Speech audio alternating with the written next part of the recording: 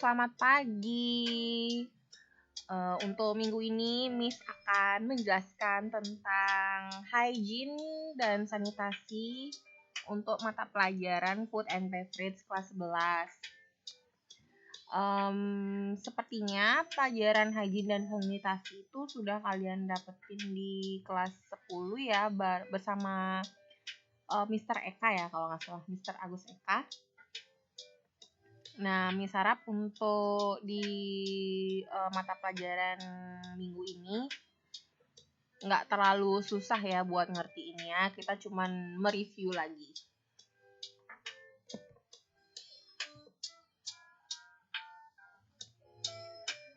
Nah, Miss jelasin dikit kenapa sih kita mesti belajar hygiene dan sanitasi. Nah, seperti yang kita ketahui, kalau kalian itu kan jurusannya di perhotelan ya. Jadi, jurusan perhotelan itu sangat erat kaitannya dengan industri jasa atau pelayanan. Ya, jadi industri jasa dan pelayanan ini tuh mau nggak mau itu kita harus berinteraksi dengan sesama manusia dan juga memenuhi kebutuhan manusia ya, atau customer kita yaitu manusia. Dan kita harus siap sediakan semua kebutuhannya. Contohnya entah itu dari akomodasi, dari restoran ya, gym atau bar, transportasi dan sebagainya. Jadi semua fasilitas yang terdapat pada industri perhotelan itu maupun industri lainnya yang berkaitan dengan jasa itu tidak hanya menampilkan mutu aja ya, tapi juga biasanya menampilkan kenyamanan dan juga kalau misalnya di restoran itu cita rasa masakannya. Tapi nggak cuma itu aja, kita juga harus memberikan jaminan hygiene ya, hygiene atau kebersihan dan sanitasi atau kesehatan. Nah, maka dari itu kita sebagai orang yang kerja di bidang pelayanan jasa, kita juga harus pay attention on this, harus tahu bagaimana cara menjaga hygiene dan juga sanitasi kita.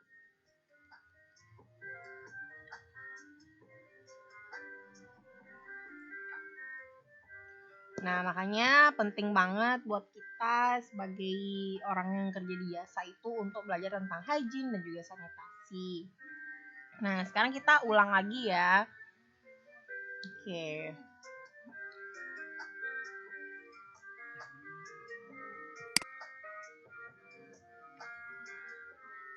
Nah, di sini Miss akan memberikan beberapa gambar. Ini ada 6 macam kegiatan hygiene dan sanitasi yang sering banget kita lakukan ya. Contohnya yaitu ini mencuci tangan untuk gambar yang pertama, terus ada cuci piring, do dishes, ngepel, terus pakai masker, terus juga mandi ya, mandi keramas dan juga cuci baju. Nah, Miss ingin kalian di sini kan Miss ada pertanyaan nih. Amatilah gambar tersebut, kemudian jabarkan tentang kapan, di mana, dan manfaatnya gimana. Nah, nanti Miss minta ini sebagai presensi ya. Jadi kalian bisa voice note seperti biasa. Kalian jelaskan misalnya gambar 1 yaitu ketika kita mencuci tangan, kapan sih kalian mencuci tangan ya biasanya. Dan juga di mana kalian cuci tangan dan manfaatnya dari mencuci tangan itu apa. Jadi kalian jabarkan ke 6 gambar ini melalui voice note ya. Terus yang kedua ada ini, cuci piring, ngepel, pakai masker karena lagi ada pandemi ya, of course kita pakai masker, mandi dan juga cuci baju. Jadi kalian jelasin kapan, di mana dan manfaatnya itu apa. Oke. Terus kita lanjut. Nanti ini kalian yang jabarin ya.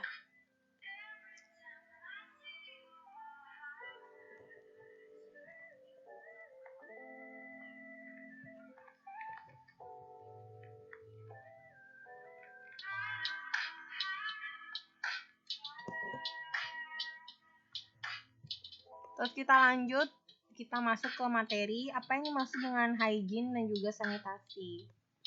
Nah, kita flashback lagi, kita ingat-ingat lagi pelajaran yang pelajaran yang sudah kalian pelajari di kelas 10 sama Mr. Agus Eka ya, about hygiene and sanitation. Nah, seperti yang kalian ketahui, Miss ingetin lagi kalau hygiene itu adalah sebuah kegiatan preventif atau pencegahan dalam menjaga kesehatan manusia dari penyakitnya yang menitibakan kepada diri sendiri atau individu. Secara simpelnya, hygiene itu adalah bagaimana kita merawat diri kita sendiri ya. Jadi contoh kegiatannya itu seperti tadi mencuci tangan, masak air atau makanan, dan proses pengolahan produk di mana produk itu bisa membuat diri kita itu sehat ya. Itu namanya hygiene. Sedangkan kalau sanitasi dia itu lebih ke lingkungannya yang ada di sekitar objek. Jadi sanitasi itu sama dengan hygiene, kegiatan preventif juga, cuman dia titik beratnya itu pada lingkungan yang kita tinggali ya, lingkungan di mana kita itu berkegiatan. Contohnya kalau misalnya kalian bekerja gitu, kegiatannya itu ya menjaga kebersihan ruangan misalnya, terus sirkulasi udaranya gimana, pengelolaan sampahnya, dan juga penanganan faktor penyakit-penyakit yang ada. Jadi sekali lagi bedanya itu adalah kalau hygiene itu dia titik beratnya ke diri kita sendiri ya, jadi kita menjaga kesehatan badan kita sebagai seorang manusia. Terus kalau sanitasi itu lebih ke lingkungannya dia. Jadi sanitasi lebih menitik beratkan kepada lingkungan di mana kita berkegiatan ya. Jadi ini contohnya udah Miss kasih. Itu. Jadi itu perbedaan hygiene dan sanitasi, titik beratnya itu beda ya.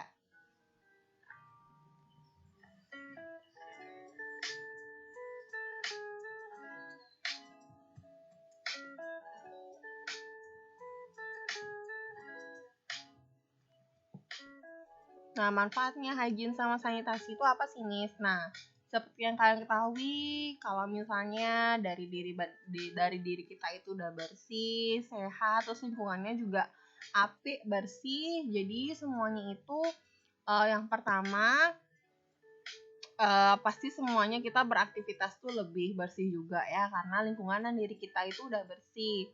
Terus yang kedua, melindungi setiap individu dari faktor lingkungan yang dapat merusak kesehatan fisik. Nah, ini seperti sanitasi tadi ya. Jadi lingkungannya itu kalau misalnya udah bersih, berarti kesehatan fisik dan mental kita tuh pasti akan lebih sehat juga.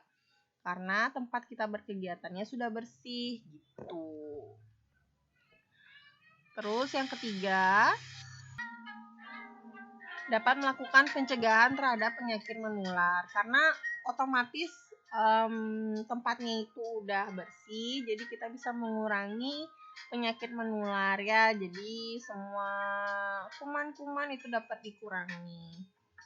Terus yang keempat, dapat melakukan pencegahan terhadap kecelakaan kerja. Yang kelima, meningkatkan derajat kesehatan. Terus yang keenam, of course, meningkatkan kepercayaan diri. Coba kalian bandingin waktu kita belum mandi sama udah mandi ya. Kalau belum mandi pasti nggak pede kalau mau kerja, atau keringetan tuh juga ganggu banget. Tapi kalau misalnya udah mandi, udah cantik, udah wangi, udah ganteng, pasti kita pede dan semangat buat kerja, bener nggak? Terus yang terakhir, of course, menciptakan keindahan. Jadi orang itu enak gitu ngelihat kita ya, itu namanya keindahan. Biarpun biarpun misalnya kita itu mempunyai bentuk muka yang berbeda-beda atau bentuk badan yang berbeda, tapi kalau misalnya orang udah harum, udah bersih, pasti enak aja nggak sih dilihatnya gitu ya. Oke, jadi itu dia manfaatnya. Kita lanjut. Nah, jadi ini ruang lingkup hygiene ya. Jadi ada ruang lingkupnya.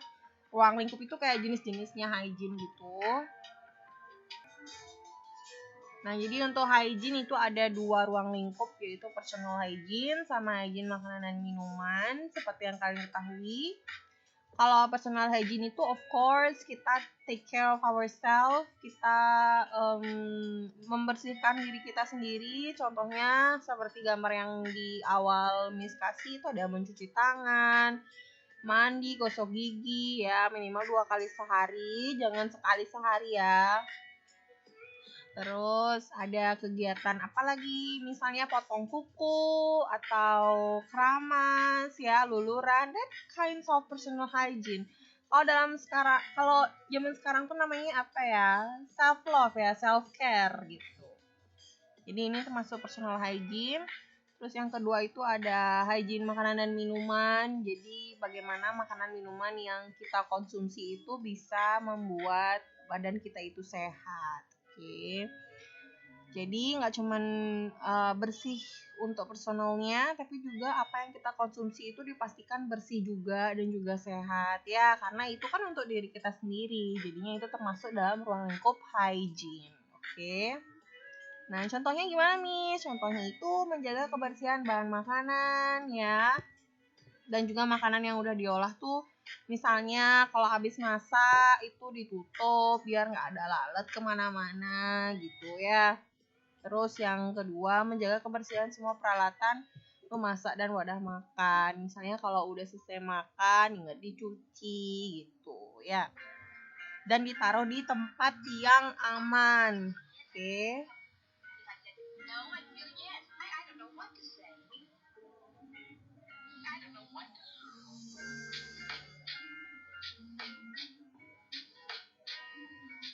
Nah, kita lanjut ke ruang lingkup sanitasi. Di sini ada 5 ruang lingkup ya, atau ada 5 jenis. Miss jelasin satu-satu. Nah, jadi yang pertama itu adanya penyediaan air bersih dan air minum atau water supply-nya ya. Jadi maksudnya itu kita sebagai manusia itu harus memperhatikan air yang kita konsumsi ya. Jadi adanya penyediaan air bersih dan juga air minum. Jadi kegiatan ini itu meliputi pengawasan terhadap kualitas, kuantitas, dan juga pemanfaatan airnya itu gimana. Dan pastikan air yang digunakan itu bersih. Ciri-ciri air bersih itu ya tidak berbau dan tidak berwarna, tidak berasa gitu ya.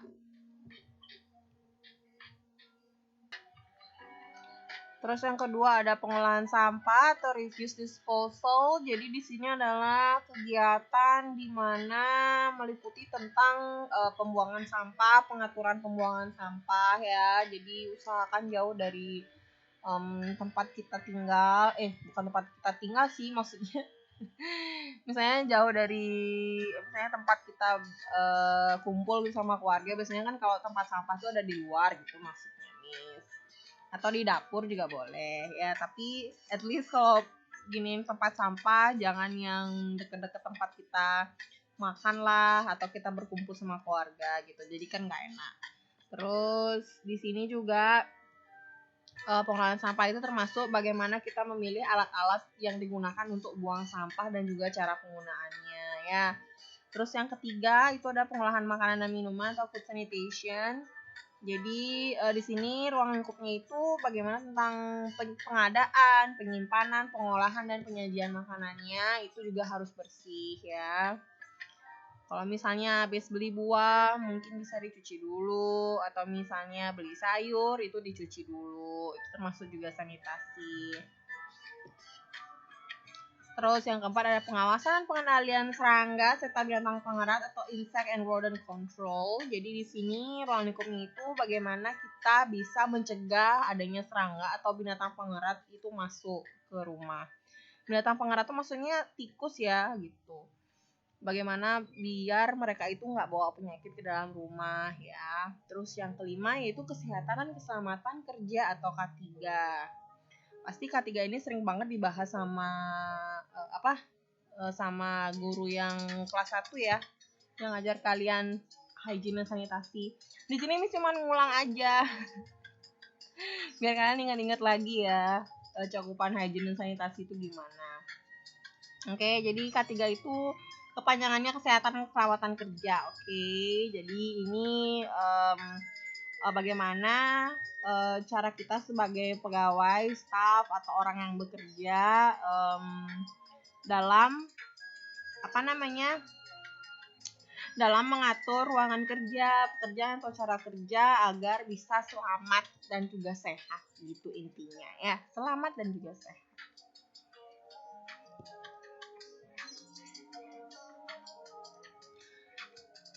Nah, jadi Miss udah jelasin semuanya dari awal, semoga kalian ada bayangan ya. Nah, di sini adalah karena yang tadi itu tugas untuk presensi, sekarang baru tugas yang beneran, oke? Jadi kalian bisa kerjain di buku, menurut kamu apa yang harus dilakukan seorang waiter atau waitress untuk menjaga hygiene dan sanitasi mereka dengan baik. Nah, kalian coba berkhayal nih sebagai waiter or waitress. Jadi kalian harus menjaga hygiene dan sanitasi kan. Kalian bisa kasih 5 kegiatan untuk menjaga hygiene kalian gimana, terus 5 kegiatan bagaimana menjaga sanitasi kalian sebagai waiter atau waitress ya. Kalian bisa kerjain itu, nanti untuk lebih jelasnya Miss upload di Classroom. Kita lanjut dulu.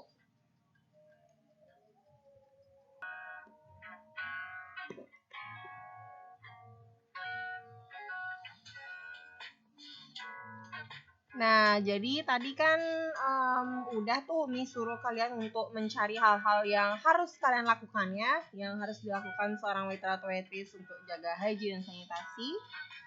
Nah, sekarang Miss jelasin sedikit tentang hal-hal yang tidak boleh dilakukan ya terkait dengan sanitasi dan hygiene ketika kalian bertugas sebagai waiter atau waitress. Nah, jadi ini ada beberapa contohnya, ada 5 contoh Miss kasih ya. Yang pertama itu jangan menggigit kuku di depan tamu. Buat kalian yang punya kebiasaan gigit kuku, jangan ya. Biasanya orang menggigit kuku itu jadi orang nggak punya kerjaan atau lagi nervous biasanya atau lagi gugup. Terus yang kedua, jangan bersin atau batuk sembarangan tanpa menutup mulut. Jadi kalian kalau mau bersin atau batuk, mending ngejauh dulu dari tamu ya, baru kalian bisa bersin dan juga batuk. Dan kalian harus pakai at least tisu atau sapu tangan. Jadi nanti ingusnya itu nggak kemana-mana, oke? Dan setelah itu jangan lupa cuci tangannya dan juga take care of yourself. Terus yang ketiga, jangan makan atau jangan ngunyah sesuatu saat kalian itu bertugas. Ini saat yang salah ketik. Oke, mengunyah sesuatu saat tugas itu jangan no ya. Jadi biasanya kalau waiter waitress itu dapat dum-duman makanan gitu misalnya atau makanan sisa dari tamu itu kalau nggak bisa dikontrol biasanya main makan aja. Jadi itu nggak boleh ya. Kalian bisa nanti makan kalau misalnya tamunya udah balik dan makanannya itu di kitchen atau biasanya di pantry ya. Terus yang keempat, karena kita pandemi, lagi ada COVID-19, ada pandemi, harus pakai masker ya. Tidak boleh tidak pakai masker saat melayani tamu. Terus yang kelima, membersihkan lubang hidung, telinga di tempat tugas. No, big no. Kalian jangan waktu nginiin tamu tuh ngupil atau korek-korek kuping. It's disgusting, jorok. Jadi kalian nggak boleh ya. Jadi ini ada 5 hal kecil yang nggak boleh dilakuin seorang waiter atau waiters.